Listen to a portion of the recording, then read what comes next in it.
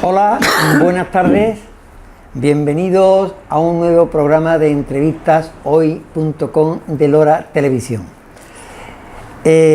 Últimamente parece que estamos viviendo una época dorada en lo que se refiere a presentación del libro. Son bastantes los loreños y loreñas que son autores de libros que se están presentando en Lora. Y no solamente loreños, sino personas vinculadas de alguna manera a nuestro pueblo, como es el caso de lo que vamos a hacer hoy. Hoy vamos a presentar al autor, vamos a conversar un ratito con el autor de un libro que se titula Como Leona herida. El autor es José María Luján Murillo. Posiblemente mucha gente no lo conozcan por este nombre, pero sí, después de que yo le haga la geolocalización familiar, posiblemente ya lo ubiquen. José María está emparentado con una familia muy conocida de Lora, una gran familia de Lora, cuya matriarca es Epi, que hasta hace unos años ha regentado la carnicería Epi. Y me vas a permitir, José María, que antes de que empecemos con el libro, haga un pequeño reconocimiento público de la que es tu suegra, de Epi, porque quiero poner en valor la valía humana como persona, como mujer y como profesional. Ella me ha contado a mí que desde muy pequeñita ya tomó las riendas del negocio de su casa, en el mundo de la carnicería. Y bueno, y cuando vinieron aquí a Lora, procedente de granja de Torrehermosa, de Badajoz, pues ha sido una mujer que muy conocida en Lora, una mujer sabia, no solamente por la edad, sino por la sabiduría y la psicología que concentra, una mujer escuchante con sus clientes, solidaria, generosa, y que ha proporcionado muchísimo cocido y ha ahuyentado el hambre de mucha gente en la época de vaca flaca. Hoy, ya con sus 90 años pasados, cuando sale por la calle, la reconoce muchísima gente, la recibe con cariño y le agradecen todos los favores que en su momento le hicieron. Epi, un fuerte abrazo desde aquí. Bueno, pero vamos a seguir y vamos con el autor del libro. Buenas tardes, José María. Hola, Federico. Buenas tardes. Buenas tardes a Lora. José María, tú eres un hombre que te gusta mucho el arte, te gusta mucho escribir, pero si no te importa, antes de empezar, en la solapa del libro viene una pequeña biografía, y la voy a leer rápidamente. Muy bien. Y así conocemos mejor el perfil de José María. José María Luján Murillo, 1955. Nació en Granja de Torrehermosa, de Badajoz, de donde viene esta gran familia afincada en Lora. Estudiante becado en la Universidad Laboral de La Coruña y en la de Córdoba, que por cierto fue expulsado por participar en una huelga. Claro, estamos hablando de la época del 72-73, que todavía estaba Franco vivo. Después se fue a Barcelona, donde terminó el bachillerato superior. En el 75 regresó a su localidad natal y en el 77 se fue a vivir a Sevilla, al barrio de Triana, en cualquier sitio, en cuya universidad, en Sevilla, se licenció en Geografía e Historia, a la par que trabajó en otros campos. Se inició profesionalmente realizando estudios demográficos y urbanísticos, trabajos de prospección para una base de datos ambientales, investigación y recopilación de información sobre los espacios públicos de Sevilla. Fue miembro redactor del equipo Diccionario Histórico de las Calles de Sevilla, que se publicó en el año 93, y desde 1986 es funcionario de la Junta de Andalucía. Ha publicado como escritor muchos relatos cortos y artículos en varias revistas, en prensa especializada, etc. Y Como Leona herida es su primera novela. Vemos que de portada aparece un bajorrelieve del siglo VII a.C., que se llama La Leona herida de Asurbanipal, en la antigua Mesopotamia, Nínive, la mítica Nínive. José María, ¿por qué has elegido esta portada?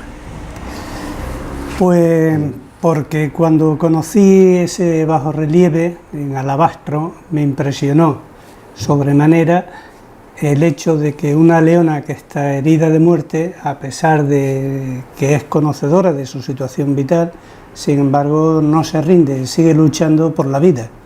Y en la novela, de alguna forma, lo que se recoge es la lucha de un pueblo por sobrevivir, porque su cultura sobrevive y no sucumba a los dardos que se le lanzan desde otra cultura que le es totalmente ajena, pero que la tiene herida de muerte ya. Es impresionante, aunque hemos visto muchas veces en los libros de texto, sobre todo de bachillerato, este bajorrelieve, pero es impresionante cuando se ve despacito la expresión de dolor de animal herido que representa este bajorrelieve, que bien está conseguido. Sí, sí, sin duda, los artistas sumerios del siglo VII a.C. eran muy conocedores de su oficio y sabían reflejar muy bien lo que ellos pretendían. El bajorrelieve que por desgracia o por suerte está en Londres, en el Museo Británico. Digo por suerte porque si estuviera todavía en Irak, en la actual Mosul, en Nínive, pues posiblemente los bárbaros, bueno, bárbaros es decirle demasiado fino, a los fanáticos que hay por fundamentalistas, allí, los fundamentalistas, aquellos pues lo hubieran destrozado, como están destrozando otros vestigios de aquella cultura. Bueno, pues la leona herida es sin duda un elemento de propaganda que se montaba para mayor gloria del rey Asurbanipal. Fue el último gran rey de aquel imperio, estaba en decadencia. A pesar de ello fue el momento de mayor esplendor cultural para la antigua Mesopotamia. El imperio, pues con las peleas entre los hijos, unos hermanos por otros, por el poder, se pelearon y aquello se terminó desmoronando. Como siempre, el poder tiene una contradicción intrínseca, y es que los que se acercan al poder todos quieren tener más poder y que los demás no lo tengan. Entonces, como es imposible que haya poder para tanta gente, entre ellos se pelean y siembran sus propias contradicciones que les hace derruirse. Tú has querido simbolizar, con esta metáfora, ya has dicho algo, ¿no? A un pueblo herido. ¿A qué pueblo te refieres? Bueno, la novela se desarrolla en la vertiente norte de Sierra Morena, entre las provincias de Sevilla, Badajoz y Córdoba, en la vertiente norte, y son pueblos de las aldeas de Fuente Ovejuna, Guadalcanal, si quieres lo leo. Cocinao, En el Cocinao, la granja de Torrehermoso, Azuaga, Casa Reina, Guadalcaná, Alanís, Casas de la Sierra, El Pedroso, Constantina, Las Navas de la Concesión, Hornachuelo, Fuente Ovejuna, La Coronada, Argallón, Ojuelos Bajos, Ojuelos Altos, Cañada del Gamo, Los Morenos, La Cardenchosa, Navalcuervo, Alcornocal, El Porvenir, Los Panches y Posadilla, ¿no? Y bueno, y después veremos que sale algo de Dora, ¿no? Sí, también. Bueno, continúa también. entonces, en Sierra Morena, vertiente ese norte. es el ámbito, ¿no? Luego, dentro de ese ámbito, hay una gran parte de la novela que se desarrolla en el medio rural puro y duro, en la finca de La Valverda, que es donde vivió unos años, unos 18 años, Epi, mi suegra, que ella dice que fueron los años más felices de su vida. Has hablado antes mucho y bien de Epi, se merece eso que le has dicho, y más, sin duda, y la conozco bien, pero te has dejado en el tintero a su marido, a Valentín. Valentín era un sabio en su medio, era una persona que estaba completamente integrado allí donde estaba, porque él había vivido desde pequeño allí en la finca de La Valverda, en aquellos entornos. Eran personas que eran muy conocedoras de su oficio, muy comprometidas con su trabajo, muy leales con sus amigos, con sus vecinos y con lo que era su deber. Este hombre jamás se quejaba de que hiciera frío o hiciera calor, y él lo sentía como lo podíamos sentir cualquiera, pero él era un hombre integrado en la naturaleza y decía, bueno, si ahora es el tiempo del frío, pues tendrá que hacer frío, ¿de qué sirve quejarse? Y si hace calor, pues hace calor, si es que es el verano, pues ¿para qué te vas a quejar de que hace calor? ¿Y para qué esa necesidad de querer beber cosas frías? Pues si es verano las cosas pues está un poquito fresquitas, pero no hace falta que estén frías, ¿no? Ya hemos situado el lugar de tu novela, el tiempo. ¿En qué tiempo lo sitúas? Salvo, a los personajes. Salvo las referencias a la cultura de Mesopotamia, al rey Asurbanipal, que es de 2600 y pico de años atrás, la novela en sí se desarrolla entre finales del siglo XIX, principios del XX, hasta 1978, que es el final de la dictadura franquista. Concluye un domingo de mediados de abril, claramente un 14 de abril, Día de la República, es el final. Durante la novela hay unos saltos permanentes de atrás adelante en el tiempo. El lector no se va a despistar, no se va a perder por estos saltos, y son intencionados, desde luego, porque en la vida real, lo que nosotros somos día a día, vivimos también acompañados de recuerdos, nos acompañan, y a veces esos recuerdos tienen un peso como si se estuvieran viviendo en la actualidad, y el recuerdo se remonta indistintamente, no tiene problemas para viajar, y lo mismo le da irse a remontarse 50 años que 20 días. Por eso son esos saltos, como nos sucede, ya digo, a todas las personas, que nos acordamos indistintamente de lo que ocurrió hace 2 semanas y de lo que ocurrió hace 20, 30, 40 años. Los personajes que aparecen en tu novela, que cuando ya ustedes lo lean lo irán conociendo, Silverio, Lorenza, Custodio, en definitiva, ¿son todos perfiles de personajes reales o también hay algunos que podrían ser ficticios? Los hay ficticios, pero no inverosímiles. Naturalmente son personas que están recogidos y reconstruidos de cosas que tú has oído. Eso, pero hay muchas personas que son reales, que son ciertas, que han existido, en las que yo me inspiro. De algunos tomo algunas referencias, de otros otras, ¿no? Y los personajes algunos se construyen con, digamos, partes de otras personas. por ejemplo, de la Chacha Encarnita, que es una mujer que vive en Lora del Río, que vivió vecina de Epi, ahí en el campo. Pues tomo una parte y se la pongo a una señora que aparece en la novela, si no recuerdo mal, era la Chacha Encarnita, es la madre de Lorenza, la mujer de Silverio, es un personaje clave, y le atribuyo una anécdota que le sucedió a Epi. En fin, que este juego de hechos históricos y hechos ficticios se va dando entre los personajes. Hay otros muy reales, como Tarro, un personaje de mal cocinado, y la reflejo tal y como era, o tal y como a mí me contaron que era. Y Epi lo conocía bien y me había hablado más de una ocasión de este personaje, y yo intento retratarlo. Y bueno, son personas de las que se aprende absolutamente de todos, ¿no? Y Tarro, una persona inocente, que vivía a su forma. Él vivía absolutamente integrado en la sierra, hasta tal punto de que cuando ya era muy mayor, cuando ya era anciano, no es que tuviera 90 años, entonces anciano era con poco más de 70 años, pues tuvo que ser internado en el asilo de Azuaga, era el asilo que había por aquellos entonces, el único, y este hombre allí no se hallaba. Y un día pues cogió y se plantó en la sierra, que era donde él vivía, donde él se sentía feliz, y hasta que se lo encontraron muerto por allí, pero no había muerto feliz, donde quería vivir y no entre las paredes que lo ahogaban, ¿no?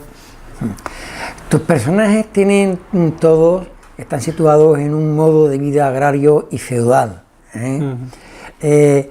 ¿Qué has querido poner de relieve cuando cuentas la miseria en que viven muchos de estos personajes, y la relación con los dueños de la tierra? De alguna forma la denuncia social está ahí latente, pero he procurado evitar que el libro se convierta tanto en una novela costumbrista como en una novela con carácter político, digamos, entre comillas, ¿no?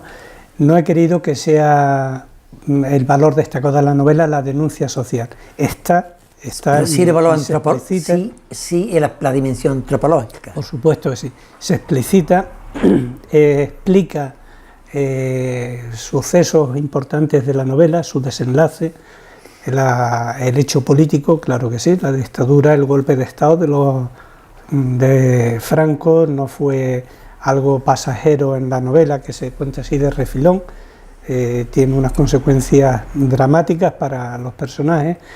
Lo que es importante desde mi punto de vista en esta novela es que, a pesar de las condiciones tan duras en las que viven casi todos los personajes, ellos mantienen un nivel de dignidad muy elevado, muy elevado. Y eso se debe a que es una sociedad que está integrada, que está trabada entre ellos. Cada uno de los componentes de esa sociedad sabe que tiene un papel ante los demás, una responsabilidad ante los demás, y cada persona se sabe amparada por las otras personas. Eso explica que no haya marginación, a diferencia de lo que nos encontramos en nuestras ciudades, en muchos de nuestros pueblos, donde apartamos como en guetos y concentramos a la gente según su condición socioeconómica, digamos, ¿no? Y entonces, ¿qué es lo que ocurre cuando una persona marginada vive en un barrio marginado? Pues que los problemas se le multiplican, porque con su drama personal se añaden los dramas de las otras personas, que son incapaces de ayudarle porque demasiado tienen, que no pueden ni ayudarse a sí mismos. Esa es una diferencia abismal con respecto a la sociedad de la que se habla en esta novela. Desde ese punto de vista, pues creo que algo a destacar y que es importante poner de manifiesto, que las sociedades no avanzamos, no progresamos por nuestro nivel económico, que es deseable que todos tengamos mejoras económicas, que tengamos un mejor nivel de vida, más comodidades, claro que sí, pero que eso, cuando se pierde de vista todo lo demás, lo que nos hace ser como seres sociales, que nos preocupamos y que estamos al tanto de cómo están las otras personas, pues todas esas mejoras económicas se nos vuelven en contra y no nos facilitan la vida, no nos hacen vivir mejor, nos hacen vivir peor porque nos alejan del objetivo fundamental que tenemos en este paso que tenemos aquí en esta vida terrenal, que es vivir. Las cosas nos deben servir para vivir y nuestra vida no debe estar en función de tener estas cosas, de acumularlas, porque no sabemos qué hacer con ellas. Lo que hacemos es estropearnos nuestra vida. Volcamos nuestro tiempo para conseguir objetos, para conseguir cosas. En cambio, en la novela, nuestros personajes, y eso es real, no es que yo esté reflejando un mundo idílico, soñado, sino que es cierto que esas personas no les preocupa tanto tener como mantener. Y cuando algo se estropea, algo se arregla, no se tira y se compra algo nuevo. Todo lo que se puede se arregla. Hay el reciclaje. Efectivamente, eso está además muy reflejado en un personaje fundamental de la novela, en Andrés, que se dedica a eso, a arreglar cosas. En contraste con ello, la vida de los amos,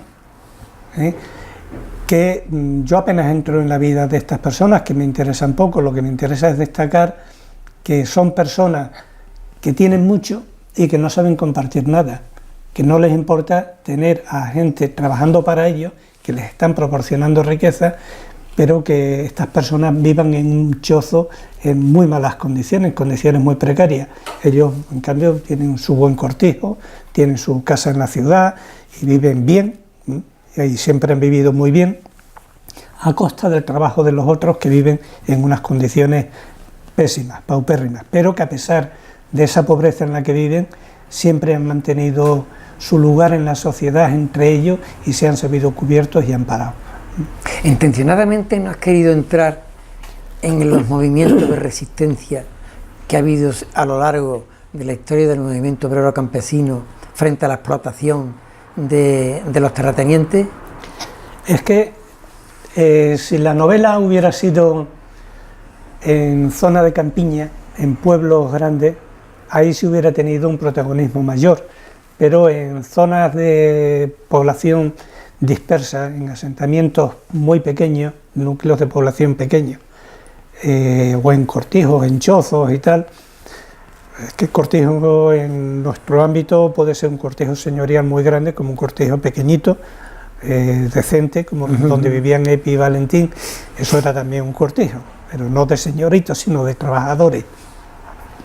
Entonces ahí el movimiento campesino estaba mucho menos arraigado. A pesar de ello, hubo movimientos campesinos, y cuando dieron el golpe de Estado los franquistas fueron al degüello también contra las personas que se habían señalado en algún momento protestando por las injusticias sociales. Eso se explicita también en la novela. Hay algunos personajes que pueden ser representativos o simbólicos de ciertos roles o papeles sociales. Uno de ellos es el hijo de Silverio y de Lorenza, que es Custodio, que podríamos decir casi el protagonista, ¿no?, principal de la esa. Y después hay otros papeles como el maestro Don Manuel y su mujer Rosa. Sí, Don Manuel es que estas personas que eran analfabetos en la práctica o casi en la totalidad, algunos aprendieron a leer a duras penas, apreciaban mucho, valoraban mucho el conocimiento, el poder leer, y como no tenían oportunidad, para ellos siempre era una aspiración grande. La persona que sabía leer, que sabía echar cuentas, era muy, muy valorada en su medio, y más si era de su misma procedencia social, porque tenía un reconocimiento y un precedente impresionante, les daba mucha seguridad. Entonces, como yo he conocido a algunos maestros que eran maestros vocacionales, el maestro de la novela es un maestro, falleció, del pueblo, don Manuel Santiago, al que todos los niños admirábamos porque era el único maestro que en aquellos años no pegaba. Todos los demás maestros pegaban y bien, y además con la autorización de los padres. Si usted le tiene que pegar, no se corte, y le No se pega. preocupe que cuando llegue a mi casa yo lo remato. Bueno, eso, hombre, cuando yo puedo decir que a mí me pegaron muy pocas veces, ¿no? Era buen alumno, era comedido, no me entremetía demasiado, me aplicaba con los deberes, pero tenía compañeros que, bueno, eran más revoltosos y tenían su personalidad y les castigaban y además severamente. Pero don Manuel Santiago jamás le pegó a ningún niño, ¿no? Y eso siempre ya de pronto te causa respeto, un respeto enorme y admiración, porque además era un hombre que se preocupaba mucho por conocer y por transferir sus conocimientos a los alumnos. Entonces, bueno, en las personas del medio rural aprender era fundamental. Una persona que aparece ahí, que existe, que vive esa persona en Granja, Manolín de Celestino, pues Manolín aprendió a leer a duras penas. Y yo lo recojo, cómo aprendió, que le habían enseñado 4 reglas por ahí en el campo, y él se esforzaba y iba leyendo novelas en el campo y se las leía a Leopoldo de Tentudía, que son también personajes verídicos que existen, y se las leía, y así el hombre ejercitaba. Uno de los personajes, Lorenzo, un personaje ficticio, aprende a leer por su mujer. Lorenzo no, Silverio aprende a leer de su mujer, que le enseña a leer y a escribir y a echar cuentas. Lorenzo le enseña a él. Y hay un momento para mí muy especial en la novela, es cuando él aprende a escribir y le da a Lorenzo a leer sus primeras palabras que había escrito. Una cosa muy emocionante, ¿no?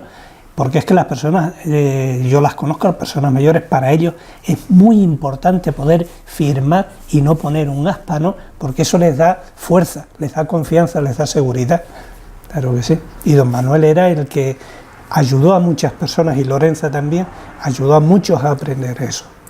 Y junto a esos maestros, podríamos decir, oficiales, ha habido en esta época en la que tú hiciste la novela, esos auténticos apóstoles que no eran maestros oficiales, pero ejercían de maestros, que iban de cortijo en cortijo, sí, con sus bicicletas, y gracias a ellos, muchísimos andaluces analfabetos aprendieron a leer. Sí. ¿Cuánto les debemos?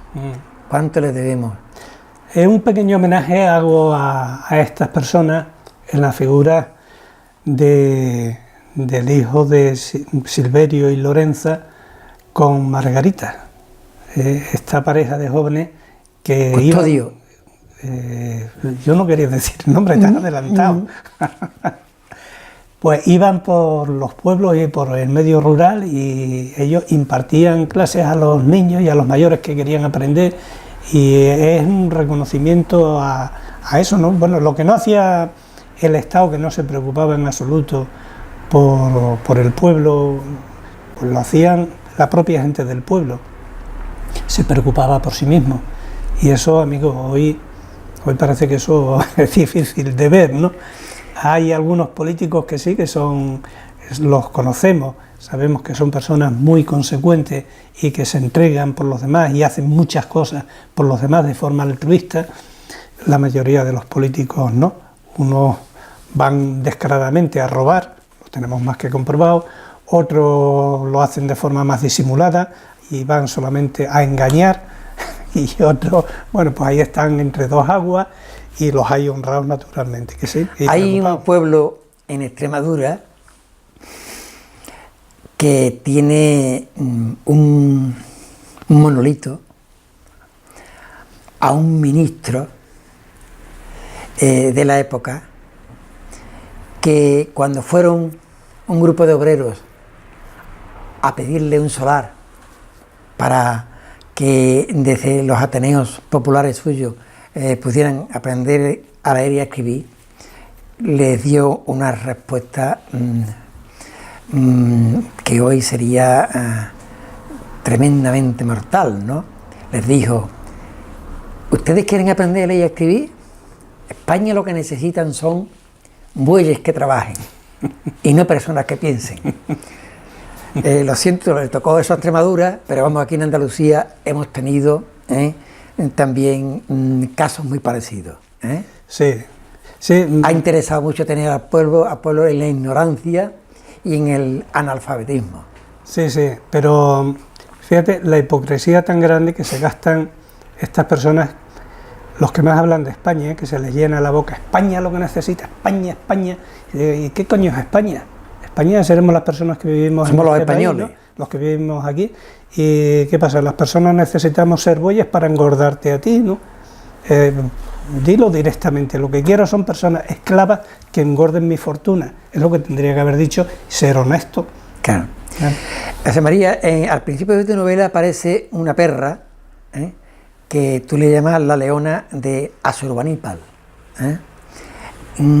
¿Qué sentido, qué simbolismo le has querido dar? Pues mira, en la novela hay recurrente, aparece en al menos 4 ocasiones representada la novela de Asurbanipal, la leona de Asurbanipal, ese bajo relieve. Una vez, la primera vez, es una loba que aparece igual que ella y el protagonista de la novela se queda impactado con esa imagen de esa leona que está mal herida, pero que lucha por sobrevivir porque tiene un cometido importante que hacer, que es criar a sus cachorros. La segunda vez que aparece es cuando a este niño le sucede una desgracia muy grande, fallecen los padres y él mismo es una leona que se siente derrotado y que se agarra a la tierra protestando y luchando porque no entiende que le haya pasado eso en la vida. La tercera ocasión en la que aparece la leona es cuando ve ese mismo relieve de la leona herida en la casa del maestro, lo ve en un libro y le impacta sobremanera y le hace recordar aquellas 2 historias que había vivido antes.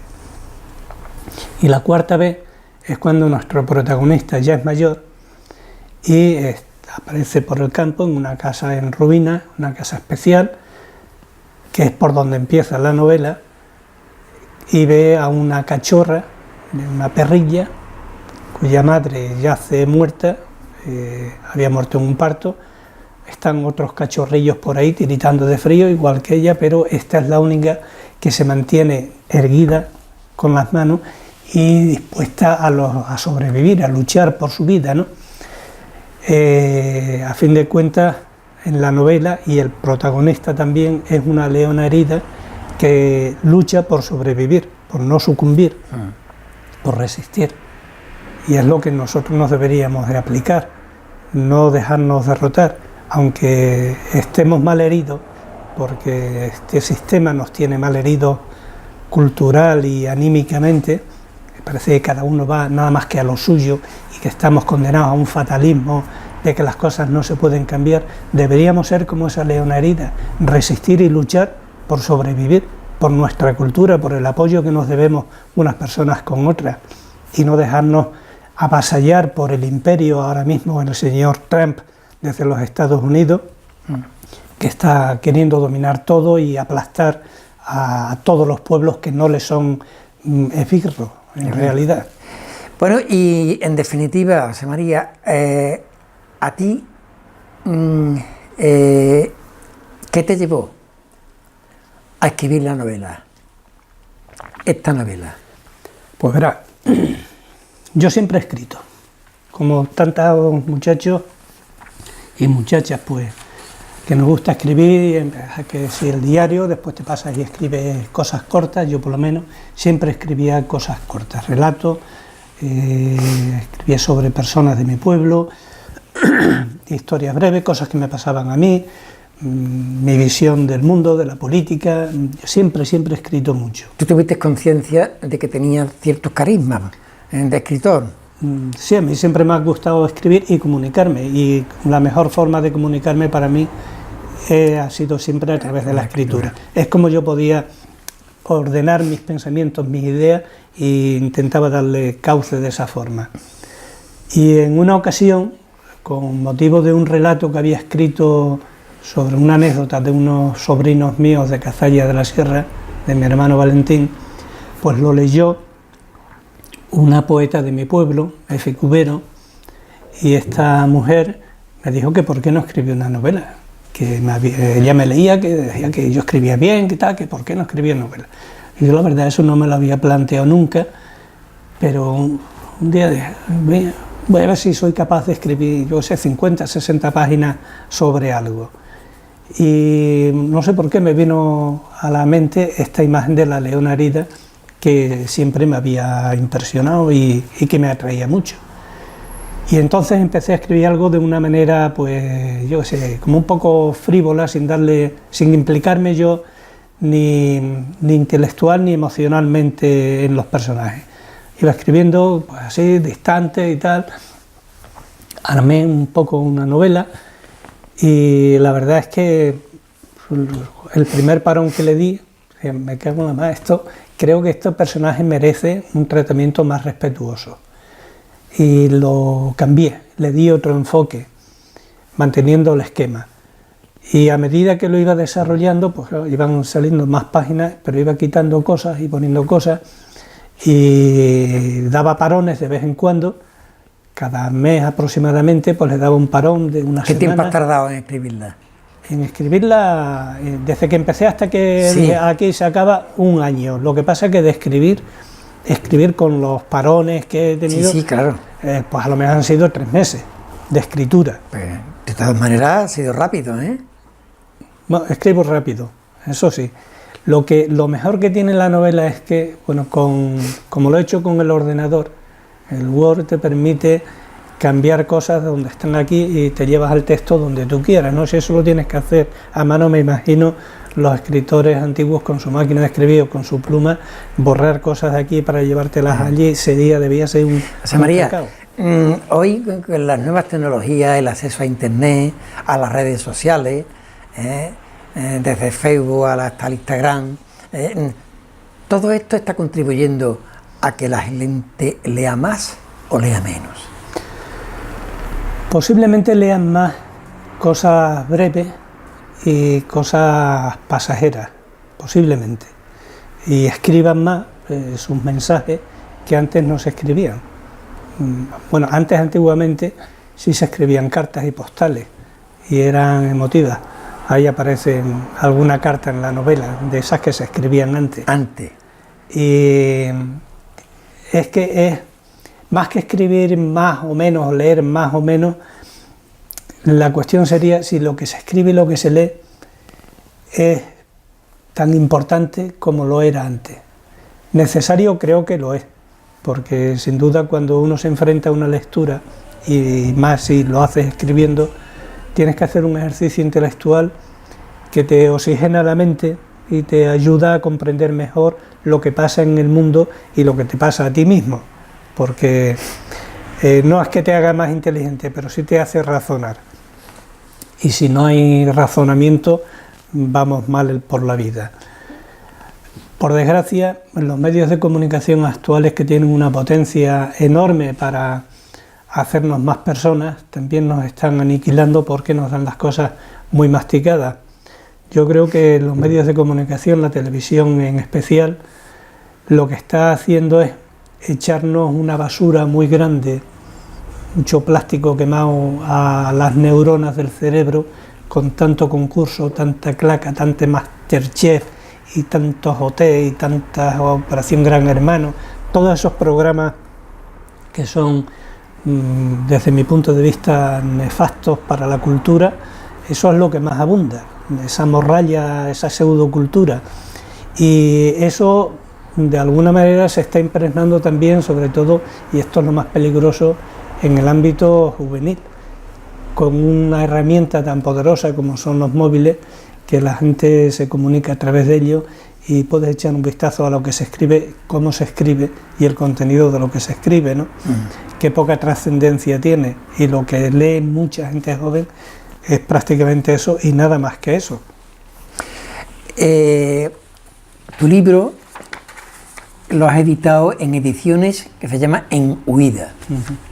Hoy yo conozco a personas que escriben, quieren publicar, y cuando lo hacen tienen que hacer una autopublicación, ¿no? ¿Tú has tenido dificultades para publicar, para que te publiquen este libro en este editorial? Pues la verdad es que no. Un amigo me habló de esa editorial y me puse en contacto con ellos y me dijeron que yo les hablaba de un relato y les comentaba que también estaba escribiendo una novela y me pidieron la novela. El relato no querían.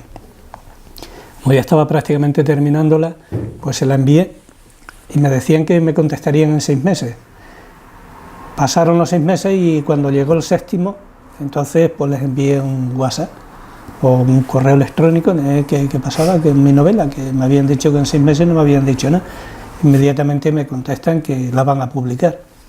Eso fue en septiembre pasado y en octubre ya publicaron la novela. Son ediciones cortas, dicen que 100 ejemplares por edición, esta es la segunda edición ya. Y pues sí, es que sí, hay mucha gente que escribe mucho y que sin duda cosas con mucho valor, en poesía, en novela, en relato, en teatro, pero por muchas editoriales que haya es un riesgo siempre hacer ediciones y muchas editoriales que no quieren ese compromiso. Entonces la gente recurre a estas ediciones, autoediciones. Sí. Bueno, tu novela está en las librerías en general, ¿verdad? Sí. Incluidas las de Lora. Yo creo que sí, que la habrán pedido los libreros de Lora. Espero que sí. Que estará a disposición. Bueno, y para ir terminando, José María, ¿tienes en proyectos? Sí, más novelas, tengo en proyecto más relatos. Un relato sobre Sevilla, se desarrolla en Sevilla y en el entorno donde se desarrolla el escenario es muy importante, es una zona de Sevilla que para mí tiene un valor especial, no es Triana, es una zona que desde el punto de vista morfológico, de patrimonio, pues no tiene color, vale muchísimo más. Triana tiene la iglesia de Santa Ana, el Cristo del Cachorro, la O y el castillo, el Museo de la Cerámica y ya está, y ya se acabó todo. Lo demás son bares, restaurantes, algunas tiendas y viviendas. No hay una librería hace poco en todo el barrio de Triana. Ese es el nivel indicativo de la cultura que hay en Triana, la cultura en un sentido de cualidad, ¿no? Porque hay cientos de bares y restaurantes y una sola librería, ya da idea de dónde nos movemos. Hay muchas cofradías, eso sí, que nos falte el Rocío, la Esperanza y cofradías así, Semanas Santas, procesiones así. O sea, la gente es muy devota de sus santos y de sus Cristos, parece que de la cultura, lamentablemente, no tanto. De esta cultura me refiero, ¿no? Lo otro también sí es cultura. Y bueno, yo el relato que estoy escribiendo es de ese ámbito de Sevilla que tiene mucho valor patrimonial, que conserva todavía muchos aspectos etnológicos. Es un barrio que no ha perdido su identidad, su personalidad todavía, pero que está ya así, está enfilado, porque en Sevilla, por desgracia, la actividad del turismo está invadiendo la ciudad y el ayuntamiento se está poniendo de perfil como si aquello no fuera con él y dejan hacer a las empresas del sector hostelero, restaurantes, hoteles y tal, les deja hacer lo que ellos quieran prácticamente y se olvida de su mayor responsabilidad, que es velar por el interés general de la ciudad y de la gente que vivimos en la ciudad.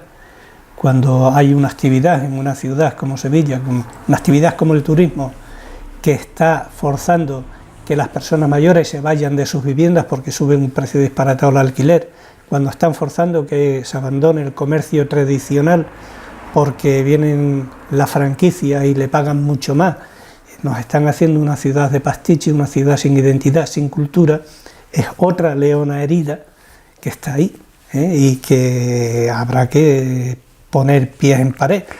Sobre todo buscar ese equilibrio entre la actividad necesaria del turismo y conservar lo que tú has dicho. Claro, esto se resume en una cosa que todo el mundo entiende, ¿no? Esto es como la gallina de los huevos de oro. Se puede matar la gallina, por el avaricia, por sacarle el mayor jugo posible. Pueden acabar con la ciudad y con su valor, y entonces esto es una gallina muerta. Y se olvidan de que esa gallina no es solo de los empresarios, esa gallina es de todos, de todas las personas que vivimos en Sevilla, y todos tenemos algo que decir, tanto en el que vive en el polígono San Pablo como quien vive en la propia Campana. La ciudad, el centro histórico de Sevilla es un patrimonio común de todos los sevillanos, y todos tenemos que velar por eso, por ese patrimonio, y tenemos que velar también porque se viva dignamente en los barrios, claro que sí, pero el centro histórico, que tiene tanto valor patrimonial, nos incumbe y es responsabilidad compartida de todos, pero lo están tratando como si fuera solo algo puesto al servicio de unos pocos, y eso es lamentable. Muy bien, José María, pues muchísimas gracias por tu amena y gratificante conversación, ha sido un placer. Muchas gracias a ti, Federico, muchas gracias a vosotros. Y les recuerdo que mañana jueves 7 de febrero, en la Biblioteca Pública se va a hacer la presentación oficial de este libro, cuya presentación va a correr a cargo de la también escritora loreña Lourdes Soriano, y en la que también estará presente el concejal de Cultura. Nada más, hasta nuestro próximo programa, muy buenas tardes, y quedan invitados a las 8 de la mañana.